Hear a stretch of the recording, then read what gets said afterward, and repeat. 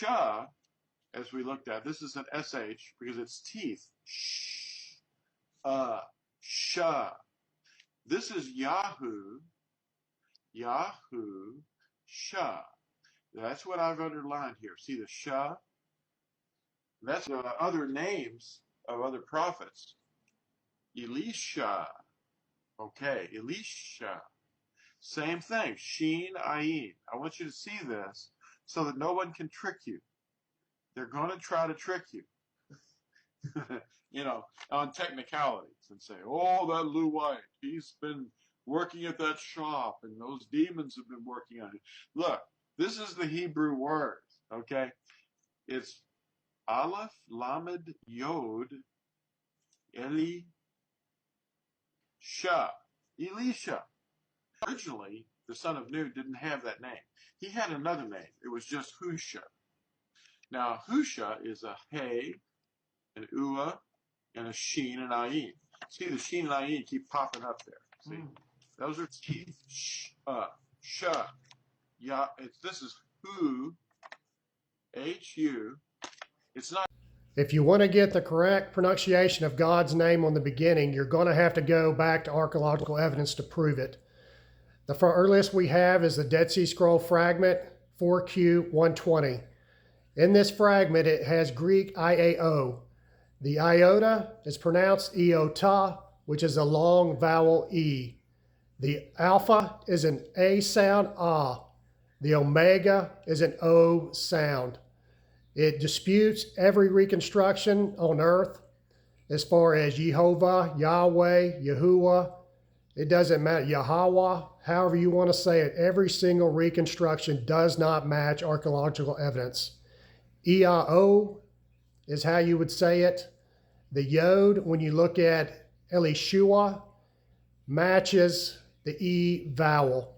Elishua was the root of Elisha. If you want to go further back in history, we can go all the way back to the Soleb inscription. The Soleb inscription can also be proven by the Amora West inscription. These were two different hieroglyphs that were found for the name of God. When you look at halfway down, you'll see a double reed at the top left. That double reed matches known Egyptian hieroglyphs like Ptolemy's, Cleopatra. When you look at that double reed, they spell it as a Y there, but it's pronounced as an E vowel, a double E. So even the Australian Museum confirms this. They say that the double reed is actually pronounced as Mary and Yvonne. So, and of course, you've got the shelter to the left. That is pronounced as an ah since it follows the double reed. And below that, you have lasso. That is an O sound.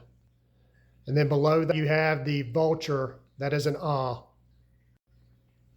This is the fourth evidence for the name of God. Josephus Flavian was a historian in the 1st century. He actually documented in his book, War of the Jews, that God's name consists of 4 vowels. This is an historian, so he did preserve that in his book, and this rules out any other reconstruction as far as Yahuah, Jehovah, Yahweh, Yahweh. It doesn't matter how you pronounce it. None of them match.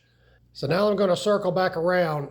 Since I can prove God's name out of 4 different other resources other than what people know, exterior sources, the Soleb inscription, Amora West, the Dead Sea Scroll fragment 4Q 120, and also Josephus Flavius's testimony, his book War of the Jews. That first pronunciation of Joshua's true name would be Iao, Iao.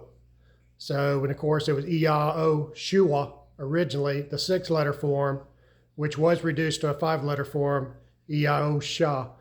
Just like Elishua was reduced to Elisha. So the Shua on the end of that does not mean salvation. This is where people get confused. They think it means EIO was salvation. But Joshua was not going into the promised land to be saved. He was going into the promised land to increase. So Hosha, his original name, actually meant increase. And now that he had EIO on the front of it, it means EIO increases. Prospers, so prosperity. It's about wealth, about blessing. So has nothing to do with the Messiah's 4-letter spelling. The Messiah's four-letter spelling is found in the Cochin Scrolls in the Aramaic Peshitta. The Aramaic Peshitta, 100% of the time, it is the four-letter spelling. And of course, in the Cochin Scroll, 60% of the time is the four-letter spelling. And sometimes they remove the ayin off the end, three-letter spelling, about 20%, and then the rest were just variants. So the Messiah's true name was Yeshua. Yeshua. That was his true name, and the Yod has to be on the beginning of Shua to mean salvation. What this means is God's true name is pronounced Yahuah, and his Messiah, Yeshua. Unknown thanks for me.